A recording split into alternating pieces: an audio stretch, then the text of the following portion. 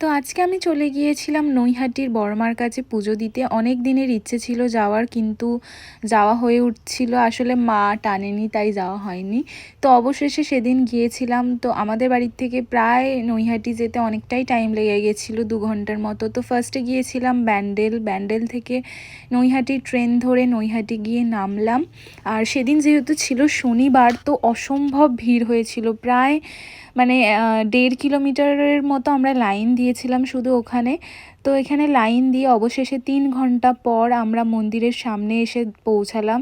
তো তখন মানে মনটা ভরে গেল যে এতক্ষণ লাইন দেওয়ার পর আসলে লাইন দেওয়াটা সার্থক হয়েছে। এবারে মাকে দর্শন করলাম। তো এখানে প্রচুর ভিড় ছিল, তার মধ্যেই ভিডিও অ্যালাউ ছিল না, মানে করতে দিচ্ছিল না যেহেতু অনেক ভিড়। তার মধ্যেও আমি ছোট্ট করে একটা ক্লিপ নিয়েছি। তো পুজো দিয়ে বেরালাম, প্রায় সন্ধে হয়ে গেছে।